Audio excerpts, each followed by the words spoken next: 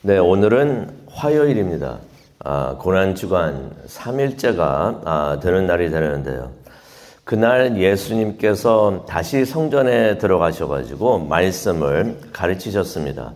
그랬더니 어떤 사람들이 예수님을 찾아옵니다. 누구였는가 보니까 공회 의원들이었습니다. 그 사람들이 와가지고 예수님께 따집니다.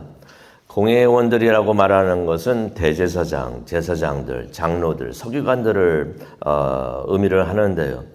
그 사람들이 와가지고 어제 있었던 일로 화가 나서 예수님께 따진 것입니다. 그 내용이 누가복음 20장 2절에 나옵니다. 도대체 당신이 어떤 권위로, 무슨 권위로 이런 일을 했습니까? 라고 물어봅니다. 여기서 그들이 말하는 이런 일이라는 것은 어저께 우리가 봤죠. 장사꾼들을 예수님께서 성전에서 내쫓은 일을 말하는 것입니다. 이 일 때문에 그 사람들이 화가 났던 것입니다. 제사장들이 화가 났던 것입니다. 왜 그랬을까요? 그 장사꾼들의 뒤를 이 사람들이 봐주고 있었기 때문에 기분이 무척이나 나빴던 것입니다.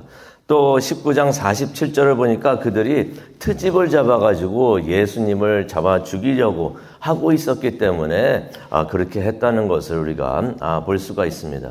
그런데 그날 화요일이 되죠. 고난주간쯤 화요일이 되는데 예수님께서 여러 사람들로부터 많은 질문을 받습니다.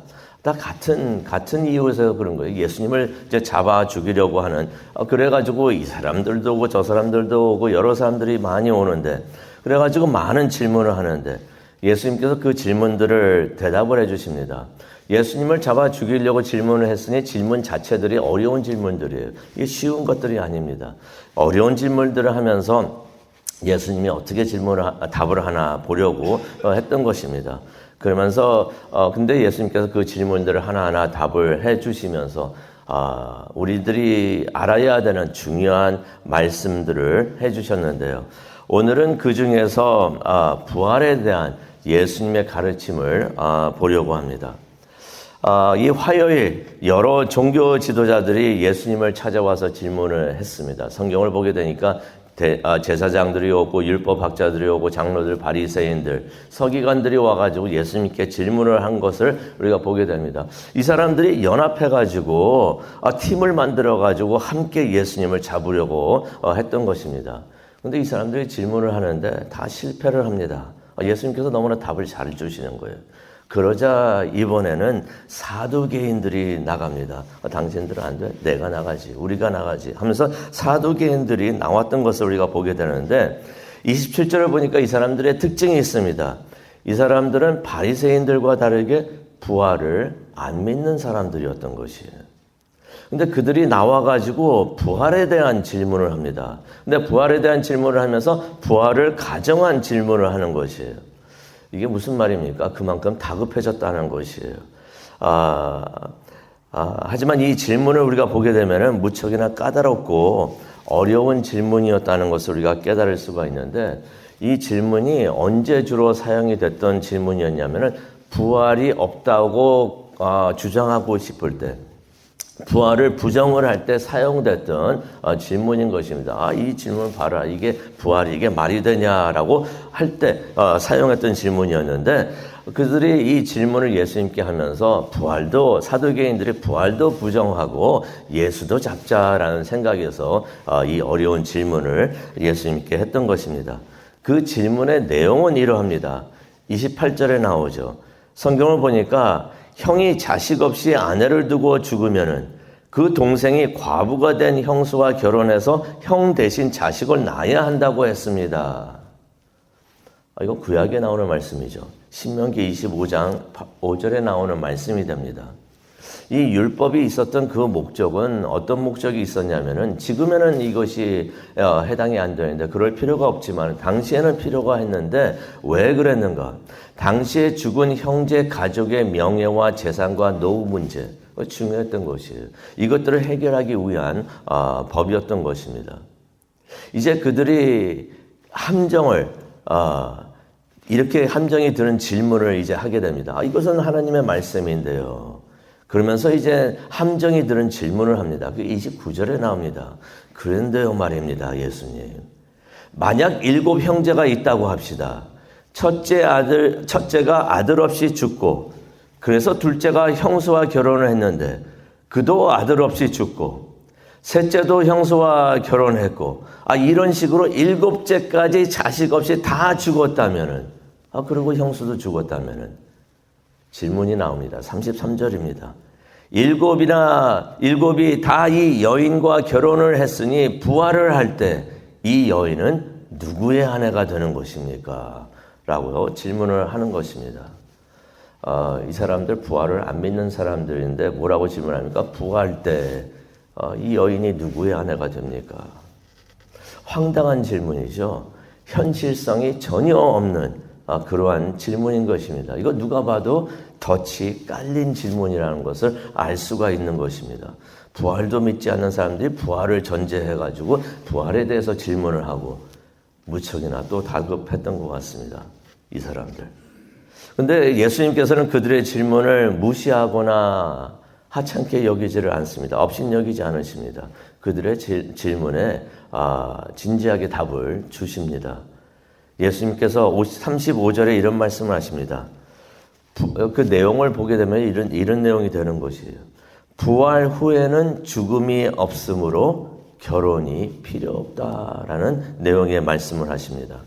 결혼이 이 세상에 있는 이유 중에 하나가, 큰 이유 중에 하나가 사람들이 죽기 때문에 자녀를 낳아야 되었던 것이에요. 근데 죽는 일이 없으니 결혼이 필요가 없게 된다라고 말씀을 하시는 것입니다. 그래서 36절에 그런 말씀하시죠. 부활한 이들은 모두 하나님의 자녀로서 영생하게 될 것이다 라고 말씀을 해 주십니다.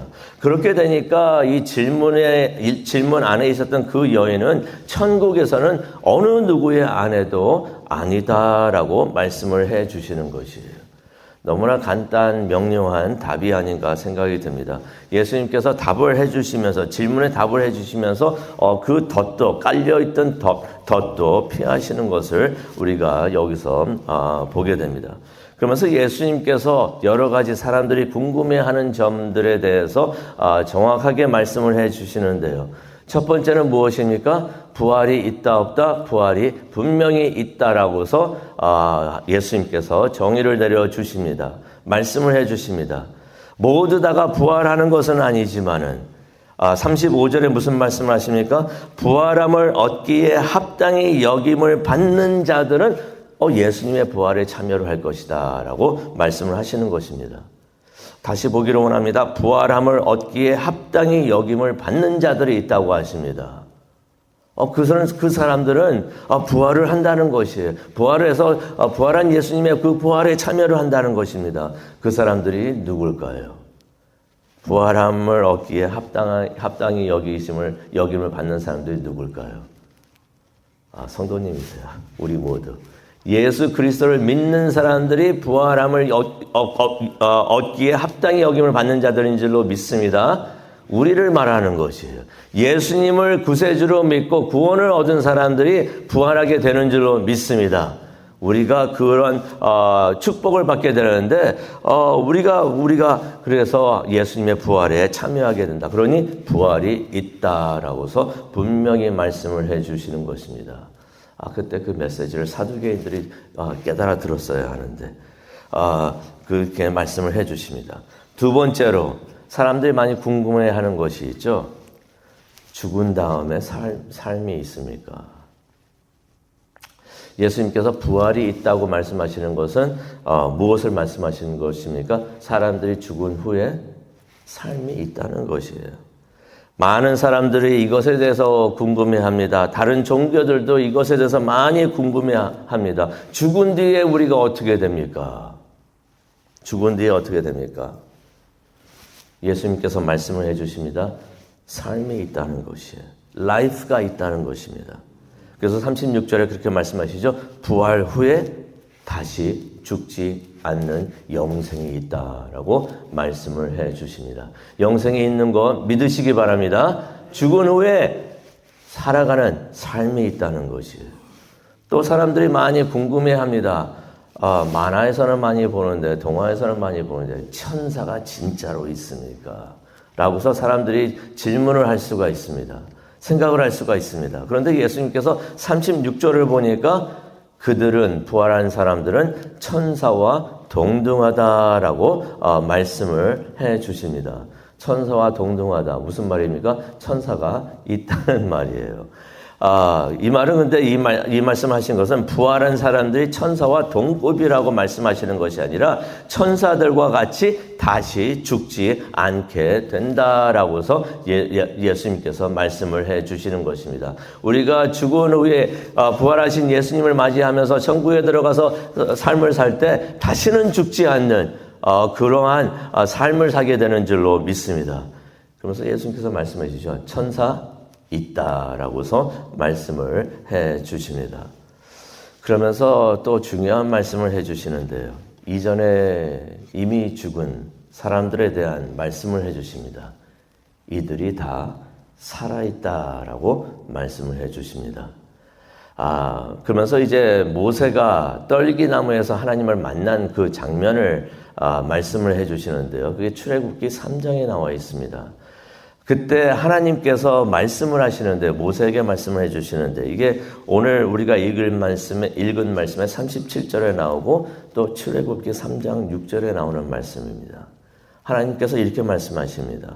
나는 아브라함의 하나님이고 이삭의 하나님이고 야곱의 하나님이다 라고 말씀을 하십니다. 그런데 여기서 우리는 참 이게 알아보기가 힘든데, 히브리어를 사용하는 사람들이나 헬라어를 사용하는 사람들은 이것이 금방 픽업이 돼요.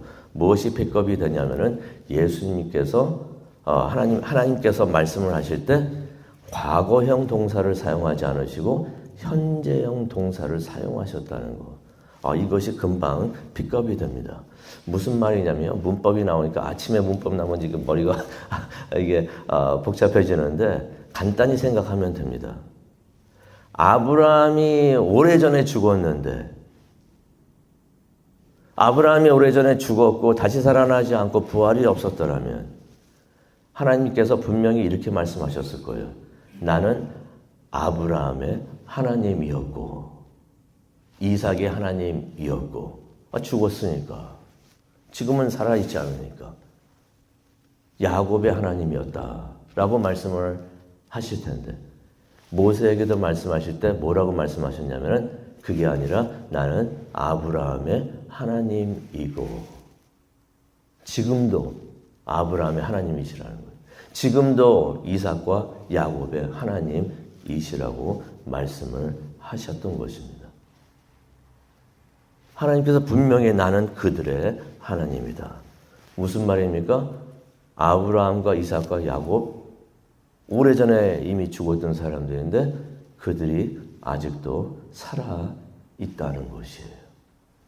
이미 죽었는 줄 알았는데, 죽어서 이제는 살아있지 않은 줄 알았는데 하나님께서 말씀을 하시는데 아브라함이 지금도 살아있고 이삭도 살아있고 야곱도 살아있고 나는 살아있는 아브라함의 하나님이고, 계속해서 이들이 죽어서 없어진 것이 아니라 이들이 살아있어서 살아있고 내가 그들의 하나님이다. 지금도 그들의 하나님이 되어 있고 그런 관계를 맺고 있다라고서 하나님께서 말씀을 해 주시는 것입니다. 세상은 이전에 믿는 자들이 다 죽었다고 생각을 하는데 하나님께서는 그들이 아직도 살아있어서 하나님께서 내가 그들과 함께 있노라. 내가 그들의 하나님이다 라고 말씀을 해 주시는 것입니다. 믿어서 이전에 세상을 떠난 분들 혹시 계십니까? 그분들 아직도 살아계세요. 아멘? 믿으시기 바랍니다. 살아계십니다. 하나님과 함께 하시는 것이. 그래서 38절에 그렇게 말씀하시죠. 하나님은 살아있는 자들의 하나님이다. 믿으시면 아멘 하시기 바랍니다. 살아있는 자들의 하나님이다. 지금 살아있는 사람들의 하나님이다 라고 말씀을 해 주시는 것입니다. 그랬더니 이 말을 듣고 있었던 어떤 율법학자들, 39절입니다. 예수님께서 그런 말씀하니까 옳은 말씀이요 라고 외치는 것을, 그런 장면을 우리가 39절에 봅니다. 이 사람들이 누구였냐면 부활을 믿고 있었던 바리새인들이었던 거예요. 그 사람들도 사두개인들과 합해가지고 예수님을 잡으려 왔었는데 부활에 대한 말씀을 듣다가 이게 맞는 말씀이니까 자신들도 모르게 아멘 했던 것을 우리가 여기서 보게 됩니다. 오늘 이 말씀 생각하면서 우리가 기도하는 시간을 갖기를 원하는데요. 우리 모두 반드시 예수님의 부활에 참여하는 하나님의 자녀들이 되기를 원합니다. 그러려면은 우리의 믿음이 진짜가 되어야 되는 것이에요. 제가 누누이 말씀드리지만은 주일날 11시에 교회에 앉아 있다고 다 천국에 들어가는 게 아니에요. 이거 제 말이 아니라 예수님께서 하셨던 말씀이에요. 비유의 말씀이 아니었고 예언의 말씀이었던 것입니다. 주여 주여 한다고 다 천국에 들어가는 것이 아니다라고 예수님께서 말씀을 해주셨는데, 우리는 진짜 믿음을 갖고 천국에 들어가는 하나님의 사람들 되기를 원합니다. 그러려면 우리의 믿음이 진짜여야 되는 것이, 진짜여야 되는 것이. 진짜 믿음은 삶에서 나오겠죠? 신앙생활에서 나타나는 줄로 믿습니다. 우리의 삶이 매일매일 변화가 되어야 된다는 것이.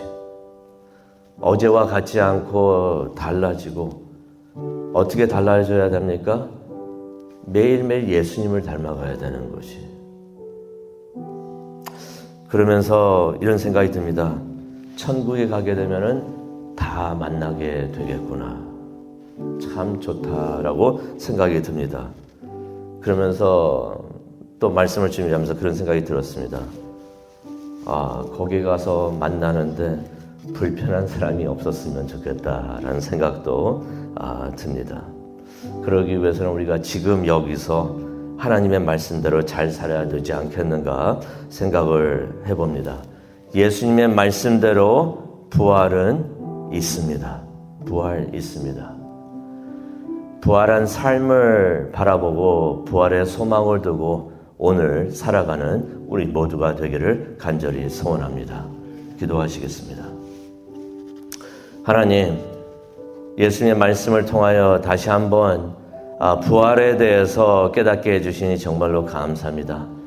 세상 사람들은 어렵다고 하는 이 질문, 이 주제, 근데 예수님께서 너무나 간단하게 또 잘 설명해 주시니 너무나 감사합니다. 이 말씀 이해하게 하여 주시옵소서. 마음에 담아두게 하여 주시옵시고, 이 말씀대로 살아가는 천국에 들어가는 그러한 하나님의 사람들 될 수 있도록 하나님 우리를 인도하여 주옵소서.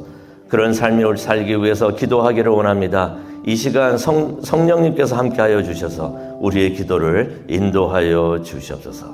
감사합니다. 예수님의 이름으로 기도합니다. 아멘.